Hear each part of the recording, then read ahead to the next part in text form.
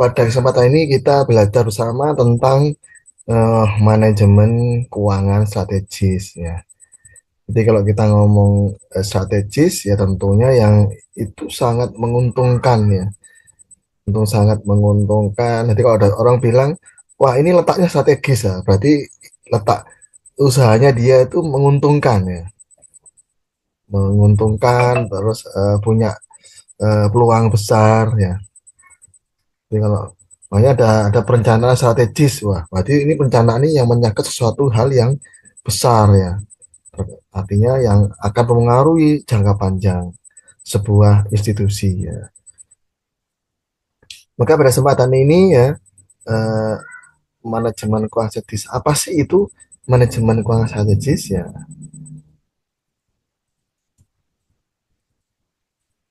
Ya bisa dilihat di situ ya.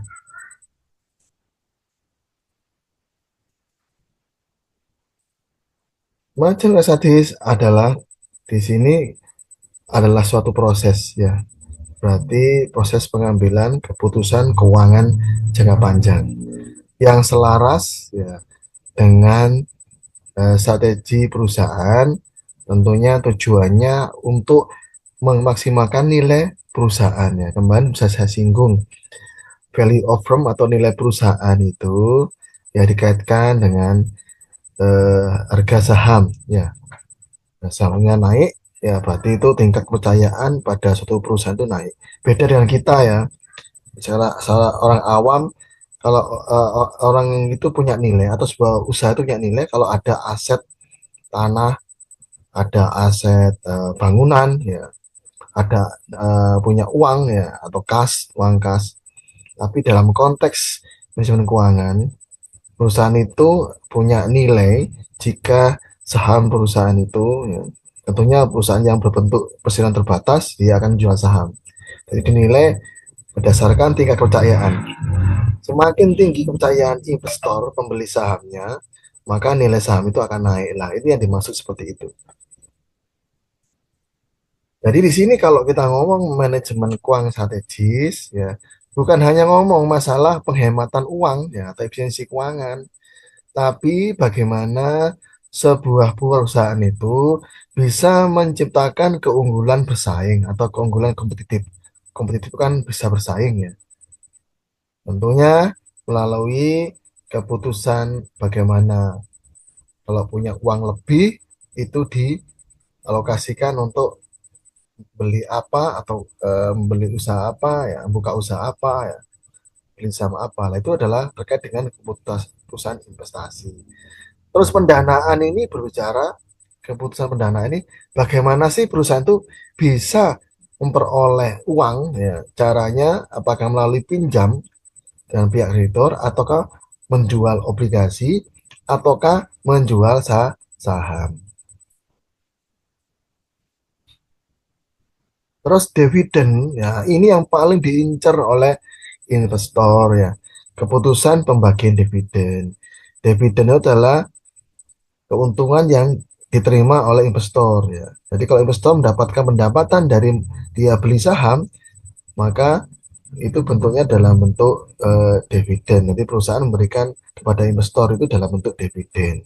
Jadi biasanya kalau ada laba, nah kita ngomong laba di laba, dapat laba. Ingat laba itu ada laba yang untuk dibagi tiga, laba untuk operasional, laba yang disisihkan untuk eh, disimpan, dan yang satunya laba yang disisihkan untuk diberikan kepada investor dalam bentuk dividen.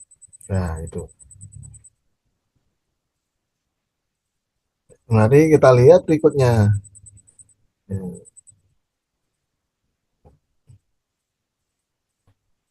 Nah, kalau kita berbicara manajemen keuangan strategis, ya, ruang lingkupnya manajemen keuangan strategis itu apa saja sih? Ya, yang pertama tadi sudah secara sekilas ya, keputusan investasi strategis, berarti melalui penganggaran modal. Ya. Jadi tentu di sini kalau melihatnya bagaimana ya tentu harus dilakukan analisis proyek jangka panjang. Proyek ini menguntungkan enggak? perkiraannya di jangka panjang itu kan enggak ya. Maka ada ukuran net present value ya, nilai sekarang bersih ya. Terus ada alat ukurnya internet return of return ya, tingkat laba saya itu habis investasi. Nanti labanya kembalinya itu ya di sini eh, tingkat bunganya berapa, internet rate of return itu tingkat bunga untuk laba saya. Terus ada lagi periode pengembalian atau payback period. Jadi kalau saya investasi 1 miliar ya, investasi dalam mungkin membeli perkebunan, nanti kembalinya balik modal itu berapa tahun ya. Nah, itu kita ngomong payback period. Terus adalah profitabilitas indeks, berarti indeks kemampuan perusahaan dalam memperoleh keuntungan. Ability kan kemampuan, profit kan keuntungan, jadi kemampuan untuk memperoleh keuntungan. Terus yang kedua adalah keputusan pendanaan strategis. Ya. Nah, ini tentu berbicara bagaimana menentukan struktur modal yang optimal. Berarti dikaitkan tadi apakah kita utang. Nah, nanti kalau kita utang berarti kita berhutang kepada kreditor, ataukah kita menjual obligasi. Karena kemarin sudah saya jelaskan, obligasi adalah surat pengakuan utang. Versus ekuitas atau modal dalam bentuk saham. Ya. Jadi kalau menjual saham tentu dapat modal ya. Sebuah perusahaan jual saham, satu lembar dijual 10.000 lah. Sementara ada sahamnya ada 100. Ya, maka di situ tinggal kalikan ya. 100 kali 10.000 maka sama dengan 1 juta rupiah yang diperoleh nilai sahamnya itu. Atau di sini dinyatakan sebagai ekuitas atau modal. Terus ngomong juga biaya mau modal. Apapun kalau Anda itu berhutang pasti ada biaya. Kalau Anda beli saham pasti ada biaya. Itulah namakan cost of capital, biaya modal. Terus kebijakan leverage. Leverage itu pengungkit kalau bahasa Inggrisnya ya. Kalau artinya apakah perusahaan ini untuk kegiatan operasionalnya ya, bagaimana komposisi utangnya ya. Apakah 7% utang, 30% saham sendiri. Yang ketiga, keputusan kebijakan dividen. Ya. Termasuk di sini adalah rasio pembagian dividen, terus stabilitas dividen ya. Yang berikutnya adalah model dividen sisa. Yang keempat, kita berbicara tentang bagaimana mengolah resiko keuangan ya. Meliputi bagaimana mengolah resiko suku bunga ya. Karena suku bunga di Indonesia ini Bank Sentral kita tuh masih mengacu bunga suku bunga yang ada di Amerika, suku bunga Fed ya, bank yang ada di Amerika Federal, suku bunga Fed ya. Kalau sana naik, Bank Sentral Indonesia juga akan naikkan suku bunga dan nanti akan diikuti oleh bank-bank umum juga akan naik juga suku bunga lah. Itu tentu resiko bagi sebuah perusahaan ya. Kalau mau dia pinjam ke bank sebagai kreditor untuk menambah kekurangan dalam kegiatan operasional ya tentu menjadi masalah kalau suku bunga naik tambah mahal ya bunganya. Terus ada resiko nilai tukar ya. Resiko nilai tukar.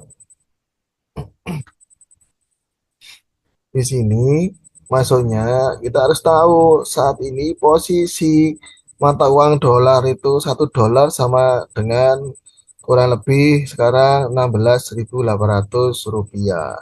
Nah itu kan kalau itu dolar naik ya berarti otomatis rupiah melemah. Jika tadi 1 juta 1 dolar sama dengan 16.800 rupiah. Sekarang kalau 1 dolar sama dengan 20.000 rupiah, berarti yang menurun dalam mata uang rupiah, yang naik mata uang dolar. Terus resiko kredit, lah ini harus dipertimbangkan juga. Kita memberikan pinjaman kepada perusahaan lain. Nah, apakah yakin nanti itu akan dikembalikan pada saat jatuh tempo? Apa utang itu akan dikembalikan atau tidak? Ini kan juga masalah. Yang kelima, perencanaan keuangan jangka panjang, termasuk proyeksi. Berarti apa itu? Prosesi pertumbuhan penjualan. Nah, kita proyeksikan dari tahun ke tahun penjualan kita tumbuh atau tidak. Ya, berarti kalau kita ngomong penjualan, kita lihat ada di laba bagian penjualan. Ya, dan komponen penjualan. Ya, naik apa tidak setiap tahun. Terus ada kebutuhan modal kerja. Nah, ya, modal kerja, capital working ya. Ya, karena kalau kita ngomong modal kerja, kita ngomong aja modal kerja bersih. Berarti aktiva lancar dikurangi dengan kewajiban lancar. Aktiva lancar itu apa? Kas, utang, persediaan, beban di bidang muka atau hal di bidang muka, investasi yang jatuh tempo setahun sebagai sementara ya. Karena kalau ngomong kewajiban lancar atau liabilities, current liabilities, itu kita ngomong utang jangka pendek, yaitu contohnya utang gaji, utang wesel, utang dagang, atau utang usaha.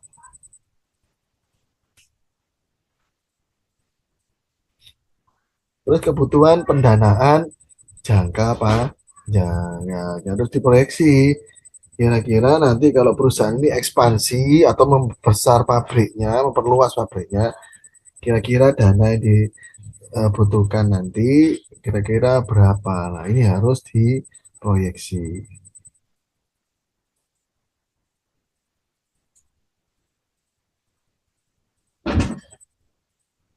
Yang ketiga, tujuan manajemen keuangan strategis apa sih? Ya, tentunya memaksimalkan nilai perusahaan. Nah, kalau laba terus, ya perusahaan laba, dapat laba, tentu nanti dividen juga yang diberikan pada investor juga akan naik. Nah, berarti perusahaan dianggap punya nilai atau value of firm. Terus berikutnya adalah tujuan berikutnya adalah keputusan keuangan harus selaras dengan strategi bisnis. Ya. Jadi kalau mau ekspansi, maka harus selaras bagian keuangan ya, harus memberikan apa pandangan ya. Kira-kira untuk strategi bisnis ya, misalnya pengembangan ekspansi usaha, maka harus siap juga bagian keuangan untuk memberikan keputusan keuangannya yang tentunya selaras dengan strategi bisnis.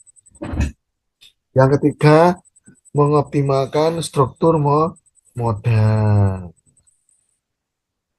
Ingat, kita ngomong struktur modal itu yang ada ya di golongan pasiva. Apakah kita nanti pakai modal pinjaman dari hasil pinjaman atau modal sendiri ya. Yang berikutnya mengurangi resiko keuangan. Ya tadi sudah disampaikan ya, kalau kita nilai tukar mata uang itu mengalami penurunan ya, rupiah anjlok. Sementara dulu pada waktu dulu kita membeli bahan baku dari Amerika ya, pada posisi 1 dolar itu sama dengan 15.000 rupiah.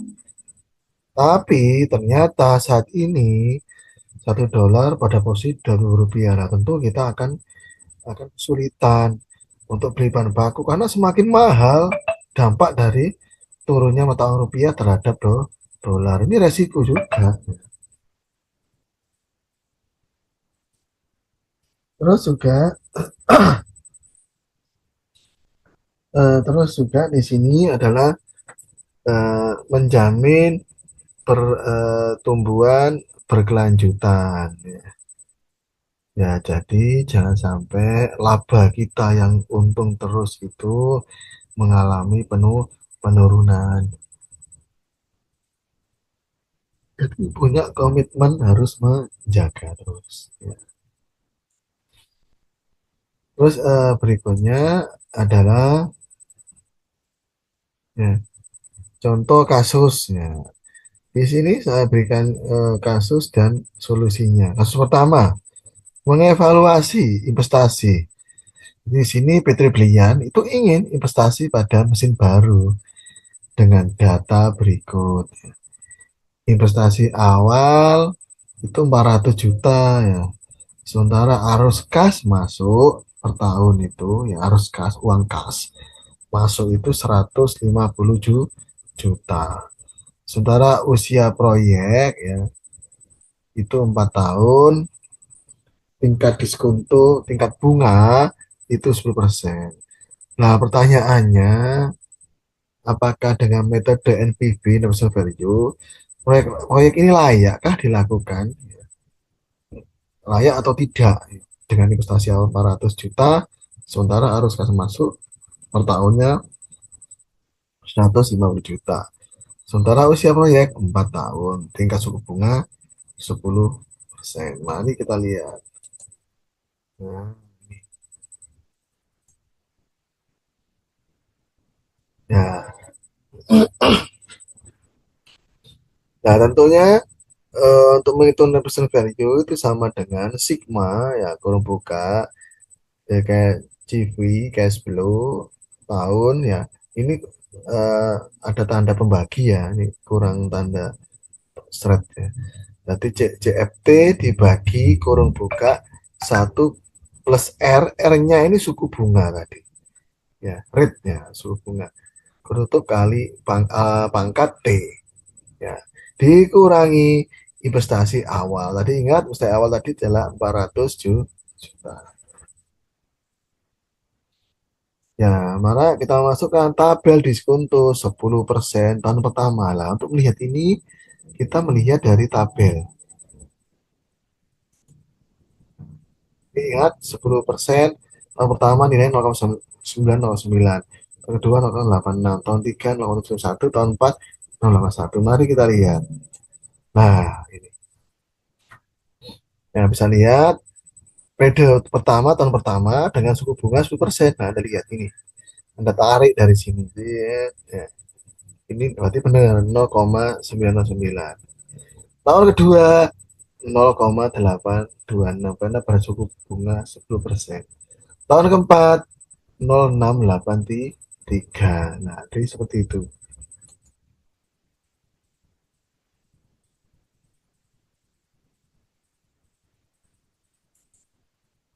Nah, kembali lagi ke sini ya. Jadi sudah ketahui tadi tahun pertama suku bunga 10% ada 0,9 sampai tahun 4 0,83. Maka tinggal Anda masukkan saja total nilai arus kas kini. Ya, arus kas kini.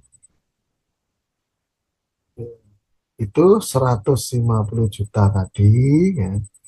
0 juta kali 0,9 plus 0,826 plus 0,01 dan plus 0,83. Maka hasilnya adalah 10 juta kali 3,169.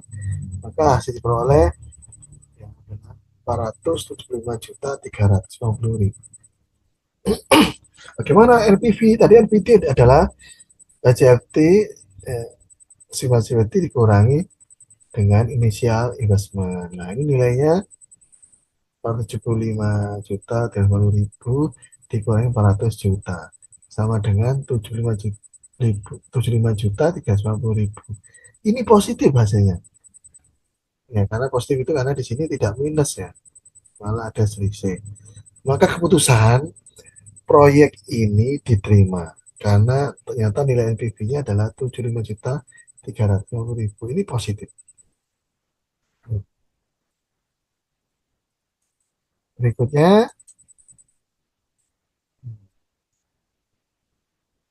nah kita di sini berikutnya bicara tentang kasus kedua adalah struktur modal tadi ya, cost of capital tadi. Nah, ini informasinya. PT Propestiti memiliki data utang senilai 2 miliar. Sementara biaya untuk utang itu 10%. Ya, tentunya Anda kalau berutang kan tentu ada biaya administrasi ya. Nah, ini 10% ini salah nilai dan biaya administrasi. Terus ekuitas. atau saham nilainya 3 miliar ya, biaya untuk saham ini beli saham ini 14% ya. Jadi nggak gratis kalau kita menjual saham di bursa efek, tentu kita tidak bisa jual langsung, kita harus melalui pialang atau makelar efek lah. Kita bayar ke pialang itu namanya provisi. Kita bayar ke pialang namanya provisi, ngasih komisi dan. Nah, pertanyaannya hitung WAAC atau weighted average cost of capital atau biaya rata-rata tertimbang atau rata-rata tertimbang dari biaya modal, weighted average cost of capital.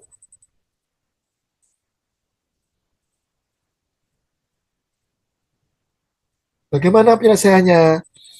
Ya, di sini watch rumusnya sama dengan E itu equity dibagi V. V itu uh, value ya, apa di total, total modal. V itu adalah total modal kali KE. KE itu biaya. E itu ekuitas atau biaya ekuitas. Ditambah kurung buka debt, D itu debt, utang, dibagi total modal kali KD. KD itu bukan Krisdayanti, KD itu biaya utang atau cost of debt. D-nya debt. Nah, bisa Anda lihat di sini total modalnya adalah 2 miliar tadi kan ya. Di sini kan 2 miliar tadi di soal depannya.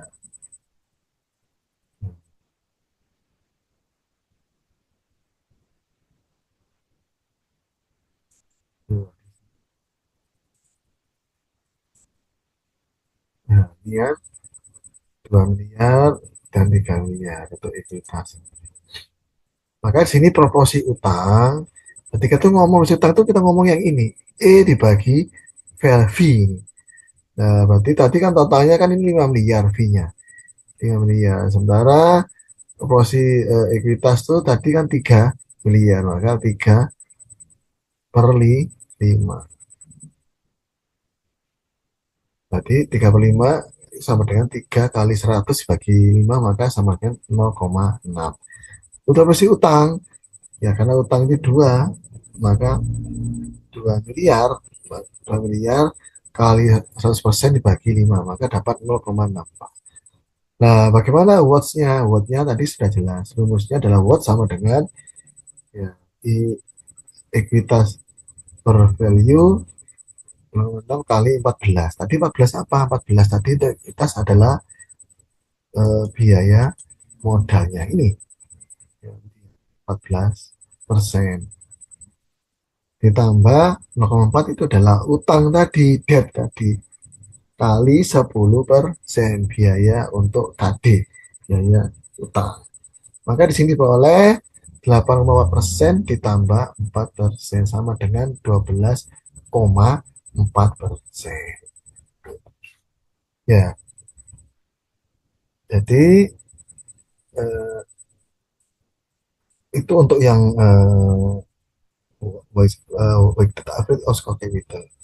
Yang berikutnya adalah kasus ketiga adalah bagaimana dengan kebijakan pembagian dividen.